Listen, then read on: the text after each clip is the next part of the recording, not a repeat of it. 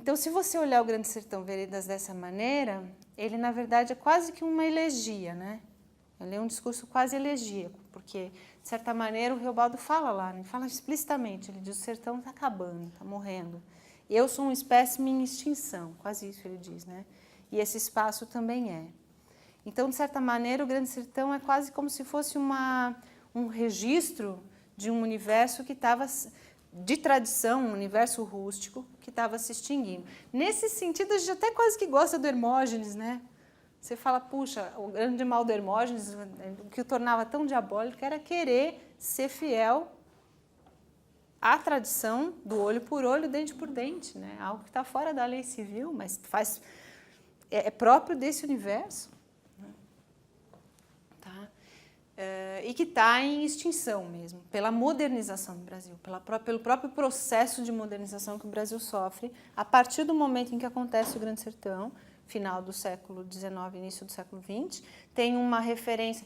O Grande Sertão não é muito localizado no tempo, pelo menos não muito explicitamente, mas quando o Reobaldo conta, ele diz que essas coisas aconteceram uns 20 anos atrás e ele faz referência muito sutil à coluna Prestes. Então a gente consegue imaginar que ele deve estar contando um pouco antes ou simultaneamente à Revolução de 30 e que, portanto, esses acontecimentos teriam acontecido no final do século XIX.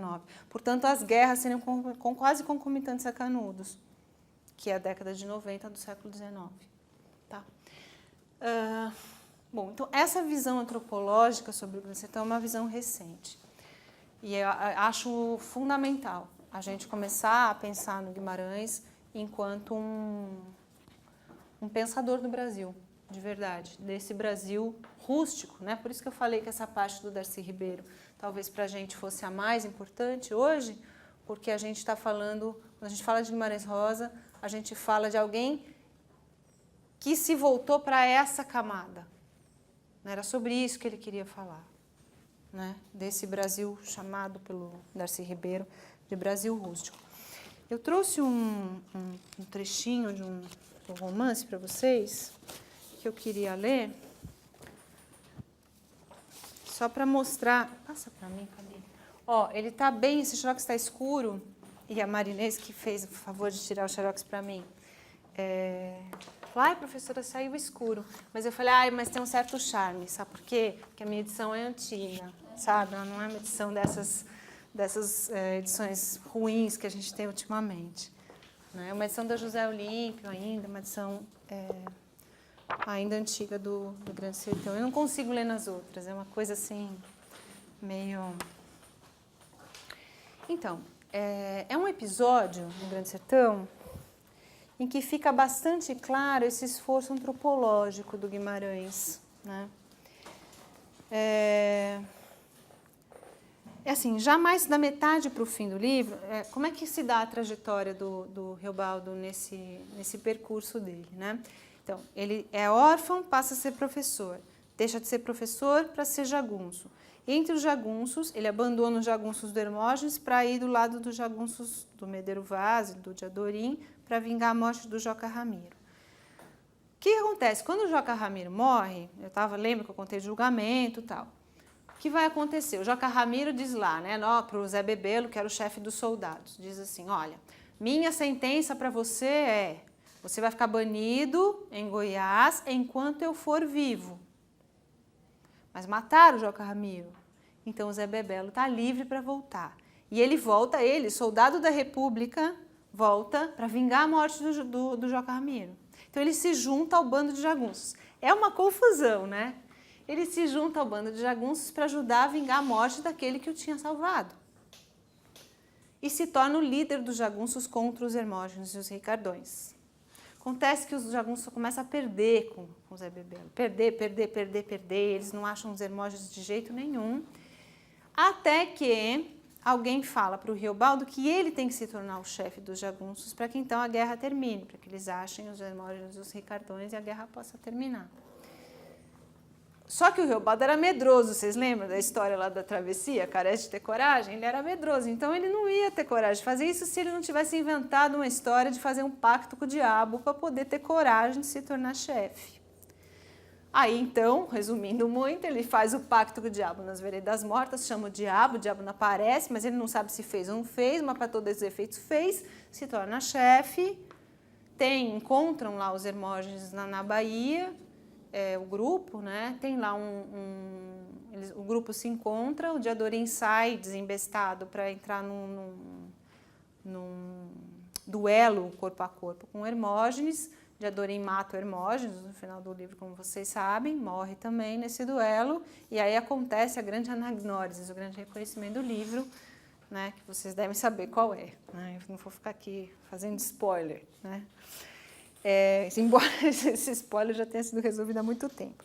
E esse episódio aqui, que eu vou ler para vocês, do qual vou ler para vocês um trechinho, é assim, é um pedaço, é um trecho, que é um pouco mais para o final do livro, em que o Zé Bebelo já voltou do exílio de Goiás, já está capitaneando o grupo de jagunços e eles estão atrás do grupo dos Hermógenes, dos Ricardões, que ficam fugindo deles, né?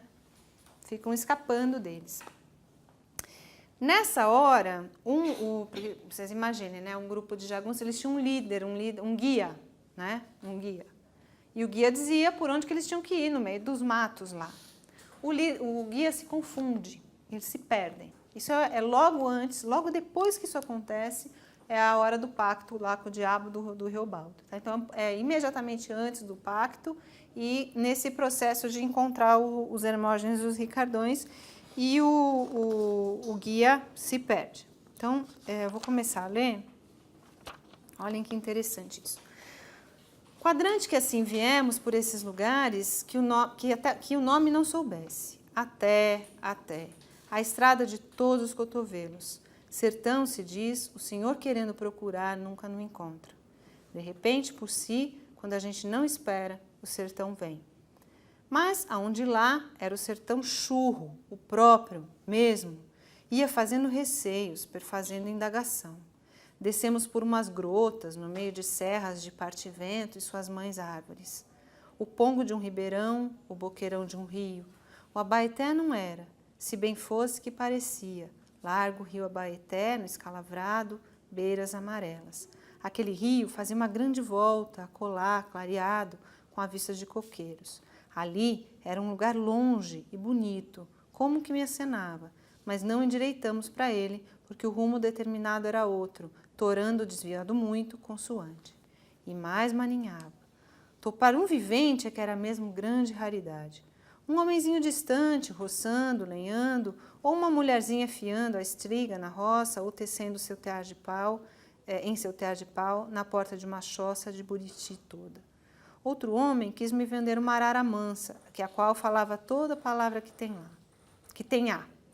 Outra velha que estava fumando pito de barro, mas ela enrolou a cara no chale, não se ajuizaram os olhos dela. E o gado mesmo vasqueava. Só por pouco acaso, um boi ou vaca de solidão, bicho passeado sem dono. Veados sim, vi muitos. Tinha vez que pulavam num sonhoso, correndo de corta-campo. Tantos, uns 2, uns 3, uns 20, em grupos, mateiros e campeiros. Faltava era o sossego, em todo o silêncio. Faltava rastro de fala humana. Aquilo perturbava, me sombreava.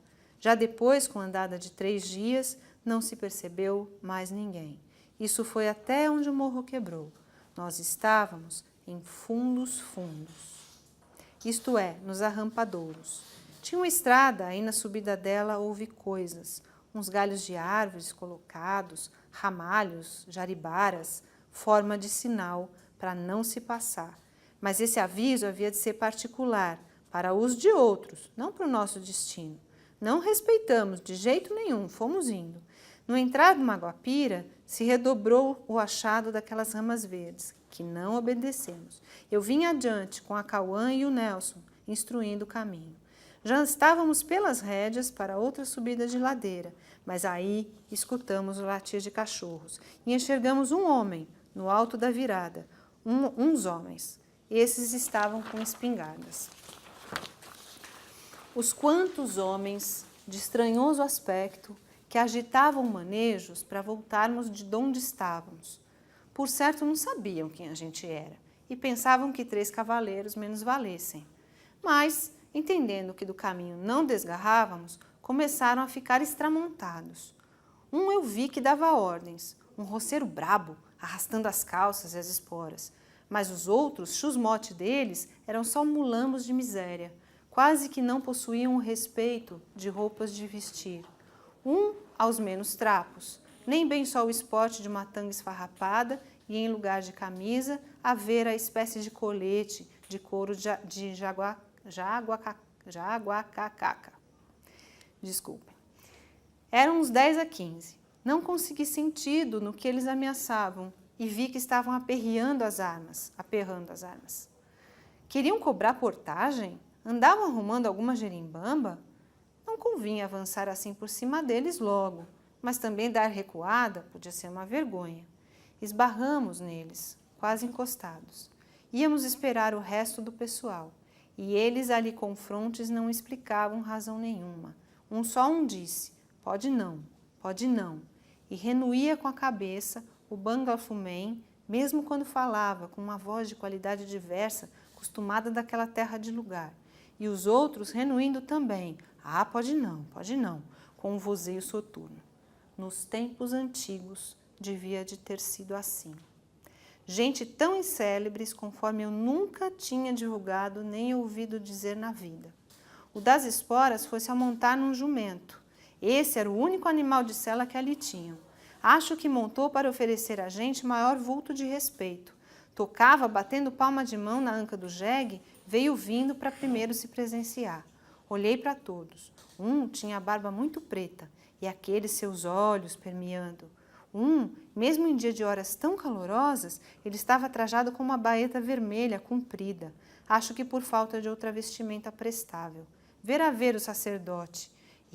Essa gente tem piolho e muquiranas, o Nelson disse contrabaixo. Todos estavam com alguma garantia, que eram lazarinas, bocudas baludas, garruchas e bacamartes, escopetas e trabucão. Peças de armas de outras idades. Quase que cada um era escuro de feições, curtidos muito, mas um escuro com sarro ravo, amarelos de tanto comer sua polpa de buriti e fio que estavam bêbados de beber tanta saeta. Um zambo troncudo segurava seguramente um cala-boca, mas devia de ser braço terrível no manobrar daquele cacete.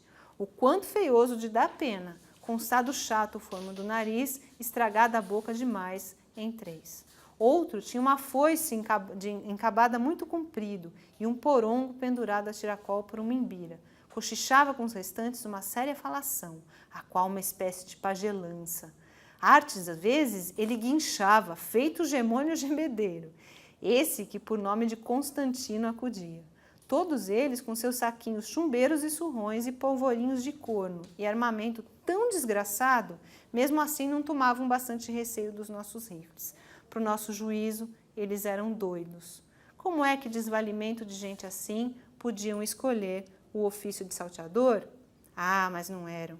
Que o que acontecia era de serem só esses homens reperdidos, sem salvação, naquele recanto lontão de mundo, groteiros num sertão, os catrumanos daquelas brenhas. E aí ele vai continuar essa descrição, né? E aí uma hora o Zé Bebelo, que é o chefe, chega para um dos catrumanos, né? Vejam que catrumanos vem de 4 mãos, né? Tá? Então, vejam como é que ele se refere. Zé Bebelo chega para um deles e fala, e a resposta de um dos catrumanos é: o senhor Utuge, mestre, a gente vinhemos no graminhar, o senhor Utuge. Ossos e queixos, diz o Reobaldo, e aquela voz que o homem guardava nos baixos peitos. Era tolo que nem de se responder em ladainha dos santos, encomendação dos mortos, responsório. E continua: o senhor Utuge, mestre, não temos costume que estamos resguardando essas estradas de não vir ninguém daquela banda, povo do Sucruiú, que estão com a doença que pega em tolos. E aí que é a peste de bexiga preta. Então eles descobrem que eles não querem deixá-los passar porque tinha a peste no vilarejo do Sucruiú, né? E aí um deles pergunta assim, olha só, na outra página, na 293, Côncio, diz lá o Reobaldo, o da foice, criou ânimo e indagou. O que mal não pergunto, Mas de onde será que o senhor está servido estando vindo, chefe cidadão, com tantos agregados e pertences? E olhem a resposta do Zé Bebelo. Ei, do Brasil, amigo! Zé Bebelo cantou, respoeta Altagraça. Vim departir alçada e foro, outra lei, em cada esconso, nas toezas desse sertão. Tá? Eu vou parar aqui, depois vocês leem o resto. Vejam, é muito interessante esse trecho, porque quando a gente está em contato com o Grande Sertão Veredas, no nosso contato de leitores letrados com o Grande Sertão, a gente acha que a fala do Reobaldo é uma fala extremamente arcaica, né? De um universo extremamente arcaico, dos jagunços, de um local ao qual a gente não tem muito acesso, que é o sertão de Minas ou algo assim, e a gente estranha. Mas o bonito dessa cena que ele narra no Grande Sertão é o estranhamento dos próprios jagunços frente a um grupo que eles encontram e que eles também acham estranho pelos mesmos motivos, né? Qual é o estranhamento do Reobaldo em relação a esse grupo que ele chama de catrumanos? Eles eram antigos, eles eram arcaicos, eles faziam parte de um outro mundo, de um outro tempo, com armas de outro tempo, nem fala eles tinham, né? Então, a gente percebe a maestria do Guimarães nesse processo realmente antropológico de retrato de um Brasil que é muito diferente do Brasil letrado, do Brasil puro e simples, não é? Que é um retrato em que até os grupos arcaicos conseguem se achar modernos, né, como o Reobaldo se achava, diante de grupos ainda mais arcaicos, né, e com regras ainda mais primitivas de convivência, que eles talvez, às vezes, até não parecia ter a vergonha, né, e a honra de uma roupa, né.